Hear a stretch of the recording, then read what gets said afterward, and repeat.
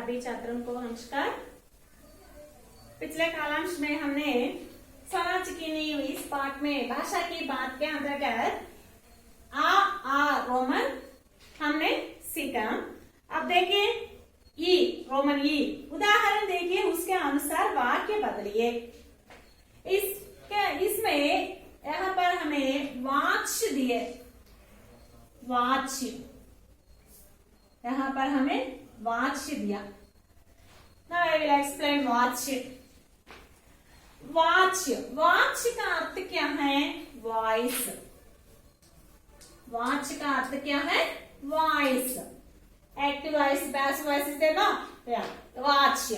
अब हमारे लिए हिंदी में वाच्य 3 प्रकार के होते हैं। अंग्रेजी में 2 ही है, एक्टिव वॉइस और पैसिव वॉइस। लेकिन हिंदी में 3 प्रकार है। वाच्य कितने प्रकार है? 3 प्रकार है। कर्तृवाच्य,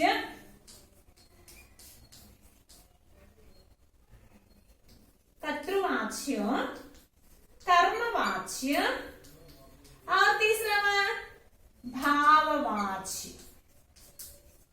సేమ్ అంటే చేంజ్ చేసేటువంటి నియమాలు సేమ్. అంటే సకర్మక క్రియలను చేంజ్ చేస్తే అది కర్మవాచ్యగా మారుతుంది. అకర్మక క్రియలను వాచ్య చేంజ్ చేసినప్పుడు అది భావవాచ్యగా మారుతుంది. ఓకే, कर्तृवाच्य माने जिस वाक्य में कर्ता प्रधान हो उस वाक्य को कर्तृवाच्य कहते हैं. ఏ వాక్యంలో అయితే సబ్జెక్ట్ మెయిన్ గా ఉంటుందో, ఫర్ ఎగ్జాంపుల్ రామ్ పాట పడతా హై, అక్కడ మెయిన్ ఎవరు? రాముడు పాఠం చదువుతున్నాడు. సో సబ్జెక్ట్ మెయిన్ గా ఉంది కాబట్టి రామ్ సబ్జెక్ట్. जिस वाक्य में कर्ता प्रधान हो उसे कर्तृवाच्य कहते हैं. नेक्स्ट कर्मवाच्य, जिस वाक्य में कर्म प्रधान हो. ये वाक्य ऑब्जेक्ट, कर्म का अर्थ क्या है? ऑब्जेक्ट చేయబడేది. जिस वाक्य में कर्म प्रधान हो ऐसे वाक्य को कर्मवाच्य कहते हैं. कर्म प्रधाనంగా కలిగిన వాక్యాన్ని कर्मवाच्य. फॉर एग्जांपल राम से पुस्तक पढ़ी जाती है. రాముని చేత పుస్తకము చదవబడుతుంది. సో అక్కడ మెయిన్ ఏంటి? పుస్తకం ఎవరి చేత చదవబడుతుందో చెప్పాం కాబట్టి ఆబ్జెక్ట్ మెయిన్ గా ఉంది. అలాంటి వాక్యాన్ని कर्मवाच्य అంటారు. ओके, कर्तृवाच्य అంటే जिस वाक्य में कर्ता प्रधान हो उसे कर्तृवाच्य कहते हैं. राम पाठ पढ़ता है. राम पढ़ता है कौन? Ram subject main. So Ram कर्तृवाच्य.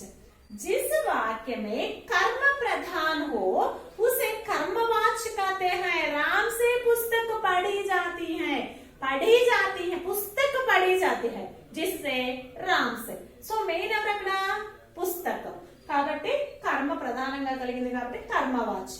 Next భావవాచ్య, కర్త యా కర్మ నహి భావ ప్రధాన హో. అంటే అక్కడ కర్తకి ప్రాధాన్యత ఉండదు, కర్మకి ప్రాధాన్యత ఉండదు, భావానికి ప్రాధాన్యత కలిగి ఉంటుంది. సో जिस वाक्य में भाव प्रधान हो ऐसे वाक्य को क्या कहते हैं? भाववाच्य कहते हैं. సో అకర్మక క్రియలను చేంజ్ చేసినప్పుడు వచ్చేటువంటి వాక్యాన్ని భావవాచ్య అంటారు. ఓకే, అతని చేత నడవబడుచున్నది. సో అక్కడ ఆబ్జెక్ట్ లేదు, సబ్జెక్ట్ కి ప్రాధాన్యత లేదు కాబట్టి అలాంటి వాక్యాలని భావవాచ్య అంటారు. ఓకేమా?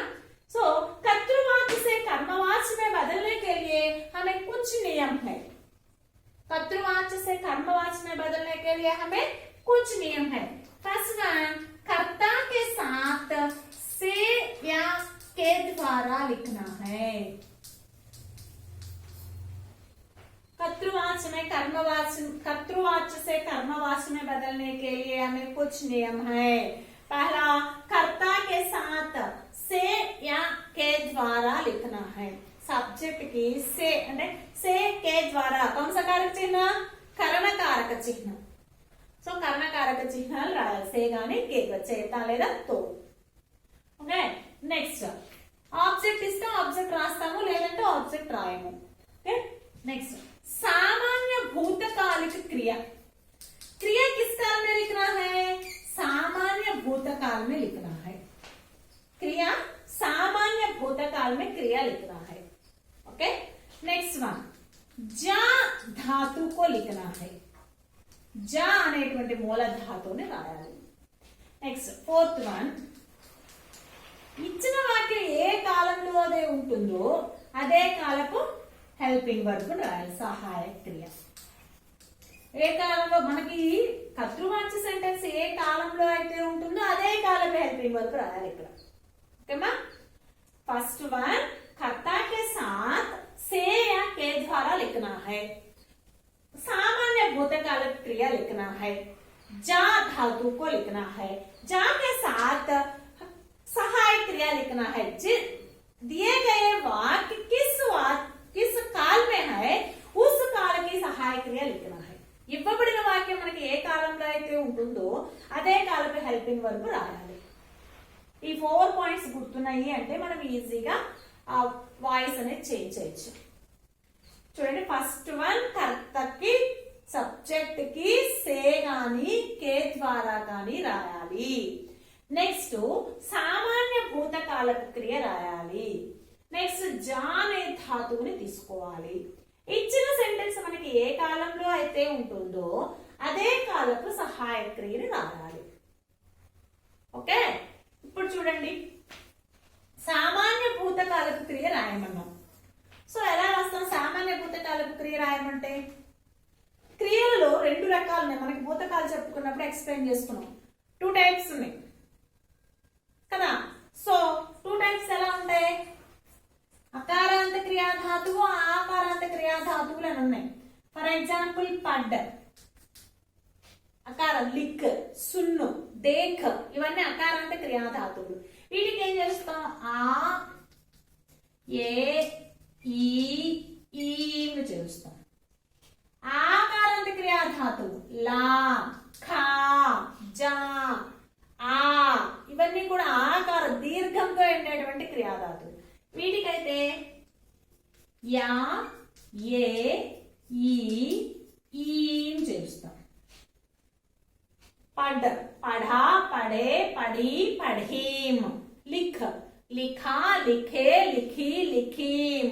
सुन, सुना, सुने, सुनी, सुनीम. देख, देखा, देखे, देखी, देखीम. భూతకాలపు క్రియలు.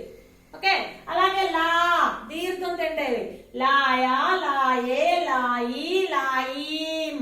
ఖా, ఖాయా, ఖాయే, ఖాయి, ఖాయీం.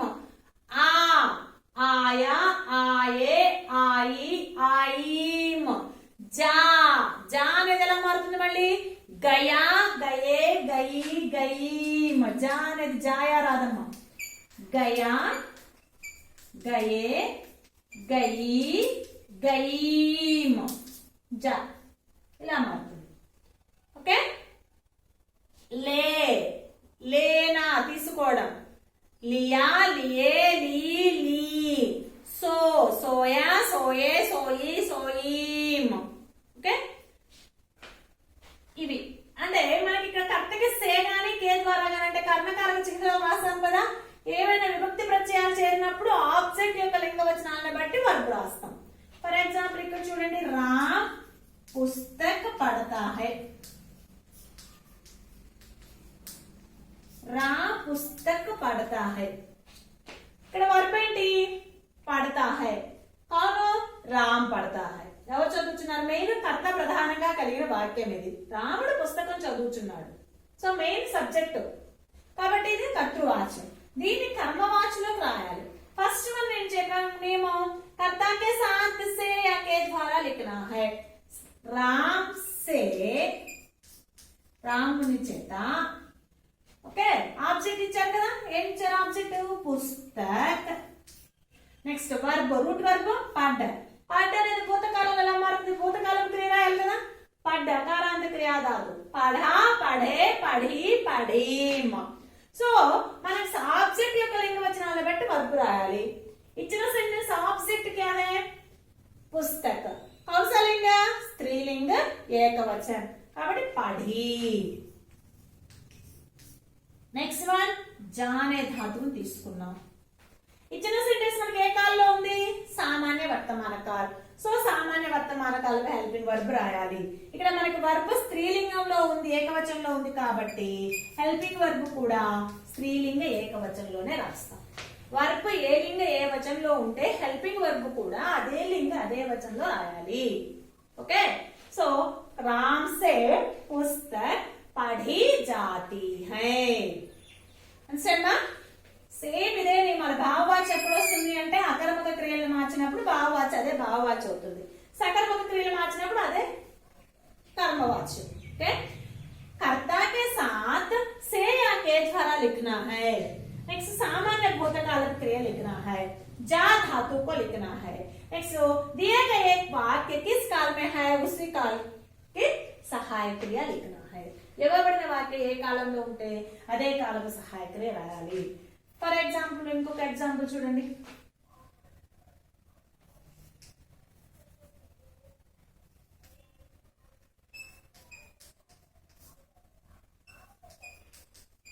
सीता आम खाती है.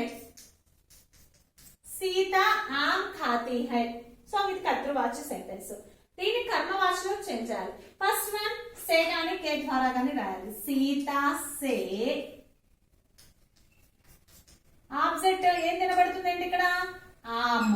సీతా సే ఆమ్. ఖా ఖా అనేది భూతకాలం ఎలా మారుతుంది? ఖాయా ఖాయే ఖాయి ఖాయీం. ఓకేనా? సో ఆమ్ పుంలింగ ఏకవచనం. సో ఖాయా. సీతా సే ఆమ్ ఖాయా. నెక్స్ట్ జా అనే ధాతువుని తీసుకున్నాం. ఇచ్చిన సెంటెన్స్ సామాన్య వర్తమాన కాలంలో ఉంది కాబట్టి సామాన్య వర్తమాన కాలంలో హెల్పింగ్ వర్బ్ తా హై. ఖాయా పుంలింగం కాబట్టి తా హై రాసాం. సీతా సే ఆమ్ ఖాయా జాతా హై. సబ్జెక్ట్ కి ఫస్ట్ సే అనే కారక చిహ్నాన్ని చేరుస్తాం. తర్వాత ఆబ్జెక్ట్ ఇస్తే ఆబ్జెక్ట్ రాస్తాం, ఇవ్వకపోతే రాయము. నెక్స్ట్ క్రియ సామాన్య భూతకాలపు క్రియ రాయాలి. ఆబ్జెక్ట్ యొక్క లింగ వచనాలను బట్టి రాస్తాము. నెక్స్ట్ జా అనే ధాతువుని తీసుకుంటాం. నెక్స్ట్ మనకి ఇచ్చిన సెంటెన్స్ ఏ కాలంలో అయితే ఉంటుందో అదే కాలపు హెల్పింగ్ వర్బ్ ని రాస్తాము. ఓకేమా? మరి ఇంకొకటి చూడండి.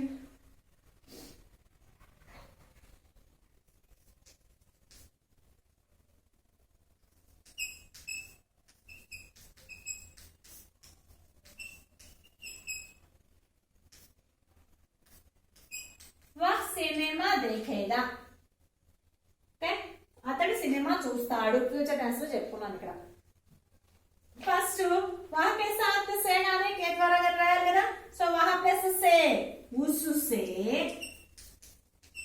ఉసుసే ఆబ్జెక్ట్ ఏంటి ఇక్కడ? సినిమా. దేక్ అనేది రూట్ వర్బ్. దేక్ భూతకాలం ఎలా మారుతుంది? దేఖా దేఖే దేఖీ దేఖీం. సినిమా పుంలింగ ఏకవచనం. సో దేఖా. నెక్స్ట్ జా అనే ధాతువుని తీసుకున్నాం. ఇచ్చిన సెంటెన్స్ ఏ కాలంలో ఉంది? భవిష్యత్ కాలంలో ఉంది. సో భవిష్యత్ కాలపు హెల్పింగ్ వర్బ్ రాయాలి. ఏగా జాయేగా. ఉస్సే సినిమా దేఖా జాయేగా. ఇందులో ఎక్కడ మనం మిస్టేక్ చేసేది ఇక్కడ కారక చిహ్నాలకి సర్వనామాలకి కారక చిహ్నాలు చేరినప్పుడు వాటి రూపం మారుతుంది. అదొకటి గుర్తు పెట్టుకోవాలి. నెక్స్ట్ ఆబ్జెక్ట్ యొక్క లింగ వచనాన్ని బట్టి వర్బ్ రూపం మారుతుంది. వర్బ్ ఏ లింగ ఏ వచనంలో ఉంటే హెల్పింగ్ వర్బ్ కూడా అదే లింగ అదే వచనంలో ఉండాలి. మెయిన్ అది. ఓకేమా? ఇక్కడ మనకి ఎగ్జాంపుల్స్ ఇచ్చారు చూడండి కొన్ని. రాజు పుస్తక పడతా హై. సేమ్ ఇదే కాకపోతే రామ్ ప్లేస్ లో రాజు ఇచ్చారు. రాజు పుస్తక పడతా హై. రాజు సే పుస్తక పడి. పుస్తక స్త్రీలింగం కాబట్టి పడి. ఇక్కడ రాజు కర్త మెయిన్ కాబట్టి పడతా రాసాం. ఇక్కడ మనకి కర్తకి సే ప్రత్యయం చేరింది. ఆబ్జెక్ట్ ని బట్టి మారుస్తాం. ఆబ్జెక్ట్ స్త్రీలింగ ఏకవచనం. సో పడి జాతి హై. Okay, next one. కొన్ని ఎగ్జాంపుల్స్ ఇచ్చారు ఇలానే.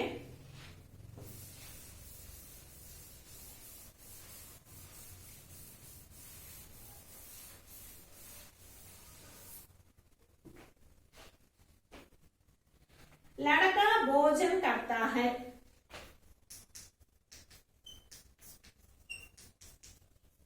लड़का भोजन करता है. ఫస్ట్ సబ్జెక్ట్ కి సే గాని కే ద్వారా గాని చేర్చాలి. లడక ప్లస్ సే లడకే సే. लड़के से భోజన్ కర్ర అనేది రూట్ వర్బ్ కర్ర అనేది భూతకాలం ఎలా మారుతుంది కియా కియే కీ కీమ్ గా మారుతుంది సో భోజన్ పుంలింగ ఏకవచనం సో కియా కియా నెక్స్ట్ జా అనే ధాతువును తీసుకోవాలి ఇచ్చిన సెంటెన్స్ మనకి ఏ కాలంలో ఉంది సామాన్య వర్తమాన కాలం కాబట్టి తా హై लड़के से भोजन किया जाता है नेक्स्ट वन रानी ने आज्ञा दी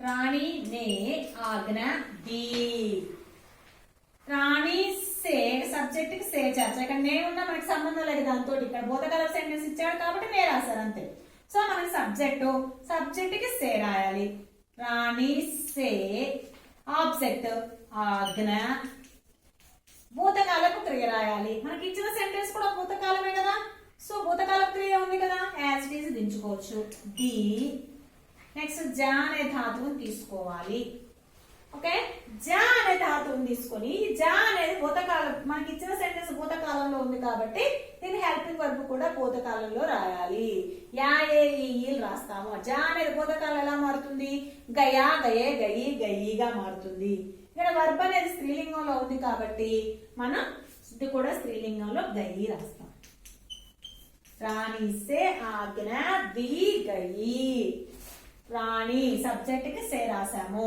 నెక్స్ట్ ఆబ్జెక్ట్ తీసుకున్నాము నెక్స్ట్ ది భూతకాలపు క్రియ ఇక్కడ ఇచ్చాడు సో యాస్టీస్ గా ది రాసేసుకోవచ్చు నెక్స్ట్ జా అనేది భూతకాలం ఎలా మారుతుంది గయా గయే గయి గయిగా మారుతుంది ది స్త్రీలింగం కాబట్టి గయి రాసాం వర్బ్ స్త్రీలింగంలో ఉంది కాబట్టి హెల్పింగ్ వర్బ్ కూడా స్త్రీలింగంలో రాసాం గయిగా రాసాం ఓకే రాణి సే ఆజ్ఞ ది గయి రాణి చేత ఆజ్ఞ ఇవ్వబడెను అని నెక్స్ట్ వన్ लक्ष्मीबाई ने जूही से कहा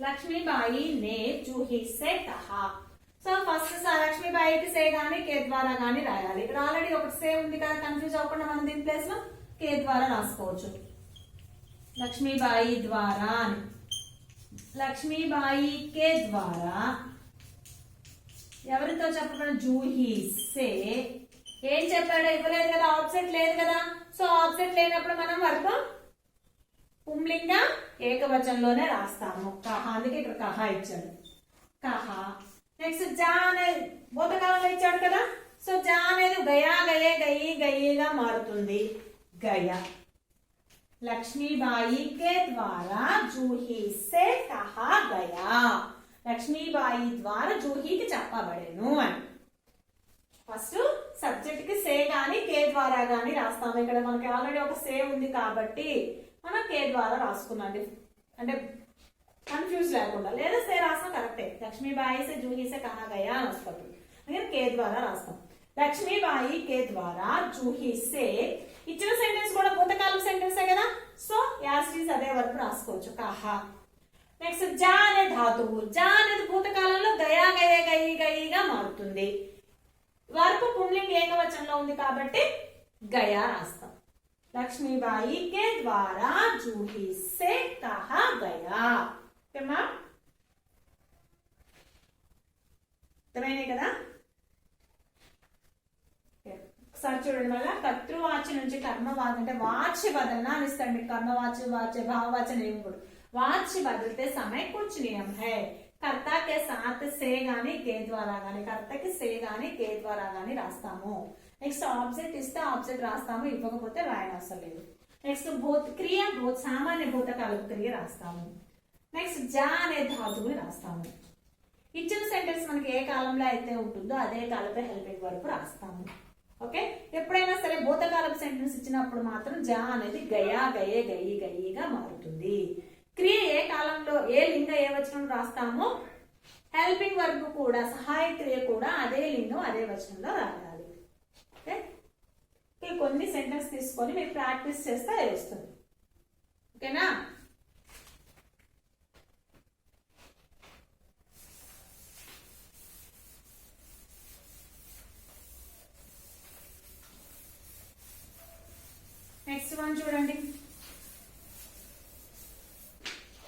विविध शब्दों के स्थान पर नीचे दिए गए एक शब्द का प्रयोग कर वाक्य बनाइए। कक्षा में एक लड़का आया।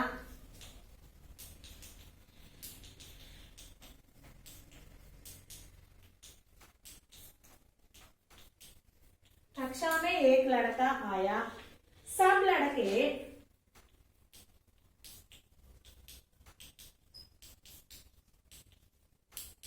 कक्षा में पहुंच चुके थे।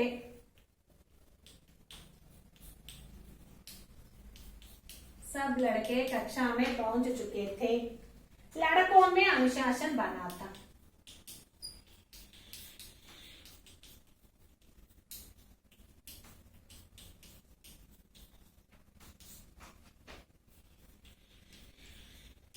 लड़कों में अनुशासन बना था।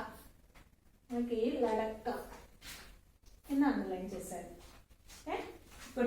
कक्षा में एक लड़का आया। क्लास లో ఒక అబ్బాయి వచ్చారు। సో ఇక్కడ సెకండ్ వన్ सब लड़के लड़काకి ప్లూరల్ చెప్పాడు। పిల్లలందరూ బాయ్స్ అందరూ కూడా कक्षा में पहुंच चुके थे కక్షలో చేరిపోయి ఉన్నారు వచ్చేస్తున్నారు। लड़कों में लड़के प्लस में बहुवचన శబ్దానికి మే అనే కారక చిహ్నం చేరింది కాబట్టి అది ఓం యోంగా మారుతుంది కదా। సో लड़कों में अनुशासन बना था डिसिप्लिन ఉంది అని। कक्षा में एक लड़का आया। ఇక్కడ లడకాకి బహువచనం ఇచ్చాడు లడకే। లడకే ప్లస్ మే लड़कों में అవుతుంది అది ఇక్కడ ఇది అబ్జర్వ్ చేయండి। लड़कों में अनुशासन बना था ఓకేనా। ఇప్పుడు ఈ అండర్లైన్ చేసిన వర్డ్ లో కింద కొన్ని వర్డ్స్ ఇచ్చారు వాటిని పెట్టి సెంటెన్స్ రాయమన్నారు। ఫస్ట్ వన్ లడకి దీని ప్లేస్ లో లడకి పెట్టమన్నారు। कक्षा में एक लड़की సో సబ్జెక్ట్ లడకి కదా కాబట్టి ఏమొస్తుంది వర్బ్ आई। कक्षा में एक लड़की आई।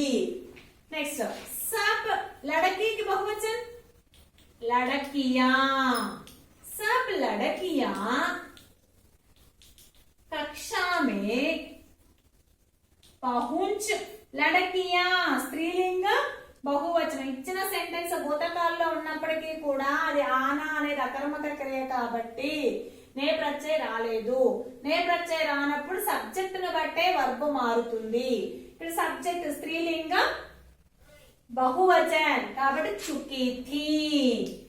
सभी लड़कियां कक्षा में पहुंच चुकी थी। नेक्स्ट लड़कियां प्लस में लड़कियों में अनुशासन ఇక్కడ వర్బ్ ఎలా మారుతుంది సబ్జెక్ట్ కి మే అనే కారక చిహ్నం వచ్చింది కాబట్టి ఆబ్జెక్ట్ ని బట్టి మారుతుంది।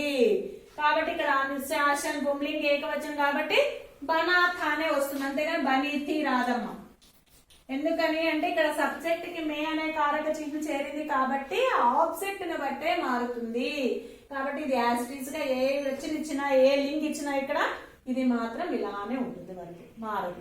ఓకే कक्षा में एक लड़की आई।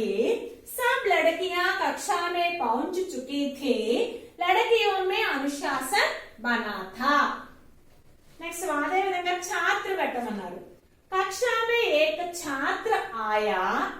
सब छात्र छात्र के बहुवचन अकारांत पुंलिंग शब्द కదా సో మారదు। छात्र बहुवचन छात्र। सब छात्र कक्षा में पहुंच चुके थे। नेक्स्ट छात्र बहुवचन शब्द छात्र प्लस में छात्रों में अनुशासन बना था। चलिए कक्षा में एक छात्र आया। नेक्स्ट सब छात्र के बहुवचन ఏంటి అకారాంత పుంలింగ శబ్దం స్టూడెంట్ छात्र అంటే छात्र के बहुवचन छात्र। सब छात्र कक्षा में पहुंच चुके थे। पुंलिंग शब्द కదా पुंलिंग बहुवचन సో चुके थे। ఇక్కడ छात्र बहुवचन शब्द छात्र बहुवचन శబ్దానికి పక్కన మే అనే కారక చిహ్నం చేరింది కాబట్టి छात्रों में సింగులర్ అయితే छात्र में అని వస్తుంది। ప్లూరల్ లో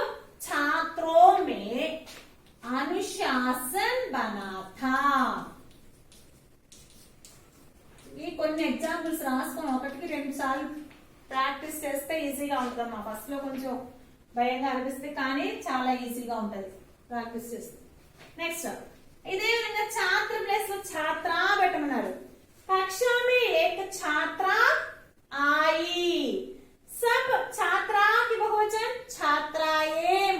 सब छात्राएं आकारांत स्त्रीलिंग. सो पక్కన ఏం వస్తుంది छात्राएं. सब छात्राएं कक्षा में पहुंच चुकी थी. छात्राएं प्लस में छात्राओं में अनुशासन बना था.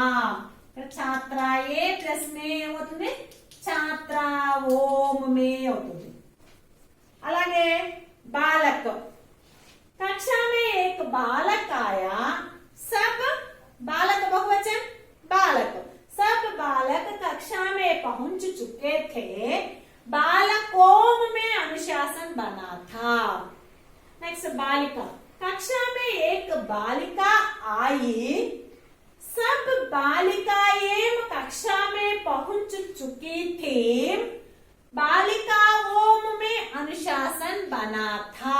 लास्ट లో మాత్రం సేమ్ వస్తుంది ఎందుకంటే కారక చిహ్నం ఉంది కాబట్టి సబ్జెక్ట్ కి. ఆబ్జెక్ట్ మార్చలేదు కదా మనం, సో సేమ్ ఉంటుంది, వర్బ్ కూడా మారదు. ఇక్కడ సబ్జెక్ట్ ని బట్టి మారినాయి కాబట్టి వర్బ్ రూపం మారుతుంది. ఓకేనమ్మా? మిగతా మీరు రాసి ప్రాక్టీస్ చేసుకోండి మిగతా వర్డ్స్. ఓకే, వీడియో వాచ్ చేసిన తర్వాత ఒకసారి మళ్ళీ ఆ వాచ్ ఒకటి ఈ సెంటెన్స్ మీరు మళ్ళీ ప్రాక్టీస్ చేసుకోండి. ఓకే, ధన్యవాదాలు.